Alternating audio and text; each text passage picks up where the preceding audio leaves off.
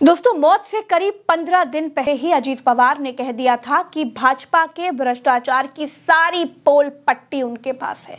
ये देखिए, अजीत पवार ने बाकायदा दावा किया था कि बीजेपी के 110 करोड़ के भ्रष्टाचार की फाइल उनके पास रखी है। दोस्तों, अजीत पवार और भाजपा के रिश्ते तो ठीक नहीं थे, लेकिन क्या ये रिश्ते इतने ज्यादा खराब थे कि उन्हें भाजपा के खिलाफ प्रेस कॉन्फ्रेंस करके 110 करोड़ के घोटाले का खुलासा करना पड़ा? आज उनकी मौत हो गई है। सिर्फ इतना ही नहीं, गठबंधन में रहते हुए अजीत पवार ने भाजपा को चेतावनी तक दे डाली थी कि अगर उस फाइल पर कानूनी कार्रवाई आगे बढ़ी तो प्रदेश में हाहाकार मच जाएगा। ये देखिए, उन्होंने भाजपा को क्या कुछ कहा था।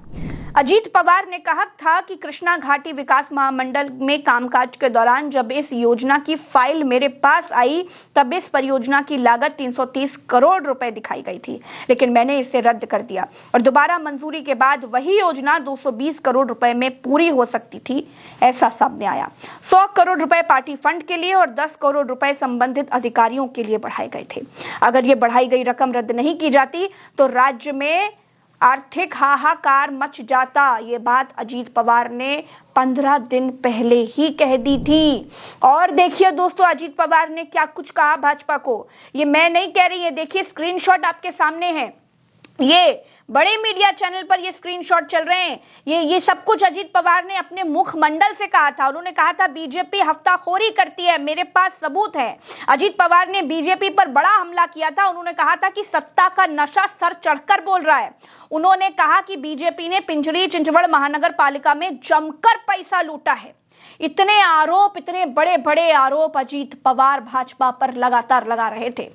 अब अजीत पवार तो इस दुनिया में नहीं है, लेकिन एक सवाल हर किसी के मन में है कि आखिर अजीत पवार के साथ क्या हुआ।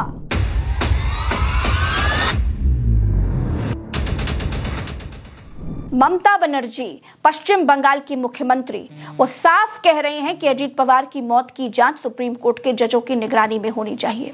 उन्होंने अजीत पवार की प्लेन हादसे में मौत पर कई सवाल उठाए हैं और उन्होंने कहा है कि अजीत पवार भाजपा के साथ गठबंधन तोड़ने की योजना बना रहे थे और उसी बीच उनकी मौत कई सवाल खड़े करती है। ममता बनर्जी ने बड़े साफ शब्दों में कहा कि यहाँ नेता भी सुरक्षित नहीं है। मुझे नहीं पता क्या दिक्कत है, मुझे सोशल मीडिया से पता चला था कि वो बीजेपी से अलग होने वाले थे और आज अचानक उनका निधन हो गया। सुप्रीम कोर्ट की निगरानी में सही जांच होनी चाहिए। क्या ये बेवजह डर फैलाना है या कोई साजिश? सिर्फ ममता बनर्जी नहीं दोस्तों, उत्तर प्रदेश के पूर्व मुख्यमंत्री अखिलेश यादव ने भी अजीत पवार की मौत पर सवाल उठाए हैं। अखिलेश यादव ने कहा वीआईपी के साथ इस तरह की घटना न हो और ये बात साफ होनी चाहिए कि आखिरकार ये घटना क्यों हुई।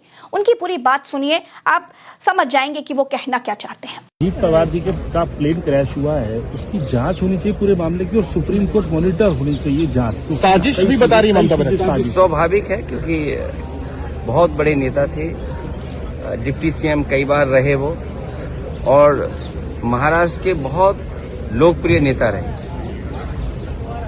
और अगर ऐसी घटना हो जाए, और आज के समय पे जहां हम इतने जागरूक हैं, टेक्नोलॉजी को इतना समझते हैं चीजें, तो उन्होंने ठीक ही मांग की होगी, क्योंकि वीआईपी के साथ इस तरह की घटना न हो।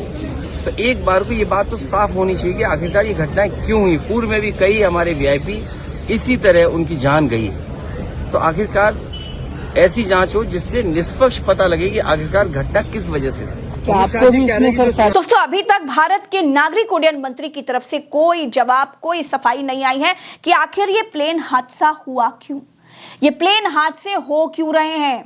अजीत पवार जिस प्लेन में सवार थे, एक्चुअली में उसके साथ क्या हुआ था। दोस्तों, जिस प्लेन में अजीत पवार सवार थे वो कोई मामूली प्लेन नहीं था, एरा गैरा प्लेन हो ना ना ना, वो most secure, most luxurious plane था। जिस प्राइवेट प्लेन में अजीत पवार सवार थे उसका नाम लियरजेट 45 है। ये बड़ा प्रीमियम बिजनेस जेट है, हाई सिक्योर प्लेन है। ये 800 किलोमीटर प्रति घंटे की रफ्तार से उड़ सकता है। एक बार में 3700 किलोमीटर तक उड़ सकता है। उसमें दो इंजन मौजूद हैं। 6 से 8 यात्री बैठ सकते हैं। ये छोटे रनवे पर बड़ी आसानी से लैंड कर सकता है।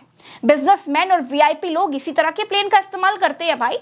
लेकिन ये प्लेन भी हादसे का शिकार हो गया। जो 5 लोग इस प्लेन में मौजूद थे वो सब आज इस दुनिया में नहीं है। जानते हैं उनमें कौन कौन सवार था? पहले तो अजीत पवार, महाराष्ट्र के डिप्टी सीएम, जो आज हमारे बीच नहीं है। दूसरे HC विदित जाधव जो अजीत पवार के निजी सुरक्षा अधिकारी थे, कैप्टन सुमित कपूर जो पायलट थे, कैप्टन शांभवी पाठक जो पायलट थी, उसके बाद उत्तर प्रदेश की पिंकी माली जो फ्लाइट अटेंडेंट थी। ये सब आज हमारे बीच इस दुनिया में नहीं है। दोस्तों, कारण ये बताया जा रहा है कि भैया प्लेन हादसा कम विजिबिलिटी की वजह से हो गया। तो अब सवाल यह है कि अगर विजिबिलिटी नहीं थी, कम थी, तो प्लेन लैंड ही क्यों किया गया? सवाल बहुत सारे हैं, लेकिन भारत का एविएशन मंत्रालय बिल्कुल दो कौड़ी का साबित हो गया। उसकी कोई जिम्मेदारी, कोई जवाबदेही है ही नहीं। अरे इतनी बड़ी घटना हो गई, पूरा देश हाहाकार कर रहा है, पूरे देश में हाय तौबा मची है, लेकिन मंत्री जी मुंह में दही जमाए बैठे हैं। दोस्तों, ये विजिबिलिटी वाली कहानी बिल्कुल बकवास मालूम पड़ती है। अगर यकीन नहीं हो रहा है तो प्लेन हादसे का ये सीसीटीवी फुटेज खुद अपनी आंखों से देख लीजिए, गौर से देखिएगा। शायद आप प्लेन नहीं देख पा रहे होंगे, लेकिन ऊपर यहीं आसमान में इसी जगह पर प्लेन मंडरा रहा है। देखिए देखिए, और ये प्लेन कैसे नीचे गिर गया, और ये देखिए आग का गुबार, कितना भयानक, कितना भयावह। इतना भयानक गुबार तो तभी होता है ना जब ब्लास्ट होता है, जब कोई तीव्र गति से प्लेन नीचे गिरता है और बड़ा बम्बार्टमेंट यानी बड़ा ब्लास्ट होता है, तभी तो ऐसा होता है। दोस्तों, ये सीसीटीवी फुटेज आपने देखी, अभी भी अगर आपको समझ नहीं आया तो फ्लाइट रडार का ये डेटा देखिए, मैप के थ्रू समझिए कि ये प्लेन कैसे उड़ान भरता है और कैसे क्रैश हो जाता है। भरत जी एक एक पॉइंट समझा रहे हैं, उनसे समझिए और देखिए कि कैसे ये प्लेन उड़ान भरता है और कैसे ये एकदम से आसमान में गायब हो जाता है, यानी क्रैश हो जाता है। देखिए यहाँ पर आप देखिए, ये सारी फ्लाइट्स हवा में उड़ रही हैं। देखिए ये मुंबई का इलाका है, मुंबई के इलाके से इस पर नजर रखिए। LJ-45 ये जो फ्लाइट है, LJ-45 ये वो फ्लाइट है जिस फ्लाइट में लाल रंग की जो फ्लाइट आपको दिखाई दे रही है, ये वो फ्लाइट है और ये एक्चुअल फ्लाइट है, ये कोई ग्राफिक्स से बनाई गई नहीं है। ये LJ-45 यहाँ पर आती है। अब आप देखिए कि जब ये फ्लाइट यहाँ पर आती है, जो मैं अभी ये बात कह रहा था कि फ्लाइट हवा में घूमती है, वो यहाँ पर होता हुआ एक्चुअल आपको दिखाई देगा। ये देखिए ये फ्लाइट यहां से निकलती है।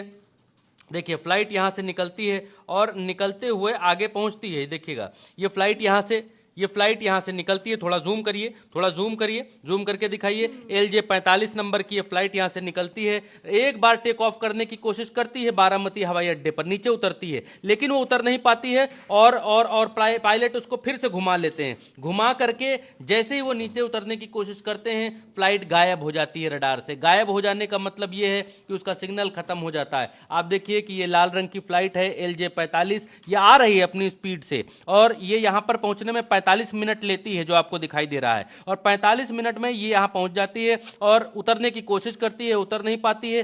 फिर ये हवा में एक बार पायलट इसको चक्कर लगाता है कि शायद दोबारा से इसको उतार लेंगे, लेकिन वो उतार नहीं पाता है और वो वहां पर क्रैश हो जाती है। क्रैश का वीडियो हमने आपको दिखाया। दोस्तों, अजीत पवार की मौत के बाद चाहे कार्यकर्ता हो, नेता हो, पत्रकार हो या फिर आम आदमी हो, हर कोई बस यही जानना चाहता है कि अजीत दादा की मौत हादसा थी या साजिश।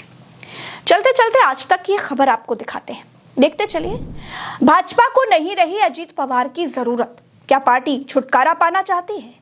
नहीं, ये मैं नहीं कह रही हूं, ये बड़े मीडिया चैनल की खबर है। देखिए अंदर क्या लिखा है, पढ़कर सुनाती हूँ। इन्होंने लिखा है कि एनसीपी नेता और महाराष्ट्र के डिप्टी सीएम अजीत पवार को महायुति मिलाने को लेकर बीजेपी में अंतर्विरोध रहा है। यह अंतर्विरोध एक बार फिर उठ गया, पर जिस तरह शिवसेना नेता डिप्टी सीएम एकनाथ शिंदे के पर निकल रहे हैं, क्या बीजेपी पवार से छुटकारा पाने का रिस्क लेगी? सवाल बहुत सारे हैं। आज सवाल सिर्फ अजीत पवार की मौत पर नहीं उठ रहे हैं, सवाल ये भी उठ रहे हैं, हैरान करने वाली बात यह भी है कि भारत के वीआईपी लोग प्लेन और हेलीकॉप्टर क्रैश में ही क्यों मारे जा रहे हैं, और खास तौर पर सीएम और डिप्टी सीएम टाइप के लोग। 2014 में 3 जून को केंद्रीय मंत्री और महाराष्ट्र के पूर्व डिप्टी सीएम गोपीनाथ मुंडे की सुबह 6:30 बजे एयरपोर्ट जाते समय दिल्ली में सड़क दुर्घटना में मौत हो जाती है। सब हैरान थे कि भैया जब नेताओं की फ्लीट के समय सड़कें खाली करा दी जाती हैं, तो फिर कैसे गोपीनाथ मुंडे की सड़क हादसे में मौत हो गई। उसके बाद 8 दिसंबर 2021 तीनों सेनाओं के मुखिया विपिन रावत की हेलीकॉप्टर क्रैश में मौत हो जाती है। उसके बाद 21 जून 2025 को गुजरात के पूर्व मुख्यमंत्री विजय रूपाणी के एयर इंडिया क्रैश में मौत हो जाती है। और अब अजीत पवार का 2 इंजन वाला लेयरजेट 45 प्राइवेट प्लेन ही क्रैश हो जाता है और उनकी मौत हो जाती है। महाराष्ट्र के 2 डिप्टी सीएम गोपीनाथ मुंडे और अजीत पवार 2014 के बाद मारे जाते हैं। एक पूर्व CM Vijay Rupani plane crash में मारे जाते हैं। तीनों सेनाओं के प्रमुख हेलीकॉप्टर क्रैश में मारे जाते हैं। क्या ये सब कुछ सिर्फ इत्तेफाक है? जवाब कमेंट में दीजिएगा। मेरे साथ फिलहाल इस वीडियो में इतना ही। चैनल को सब्सक्राइब कीजिएगा। आपकी क्या राय है कमेंट में बताइएगा और वीडियो को शेयर कीजिएगा। नमस्कार, जय हिंद।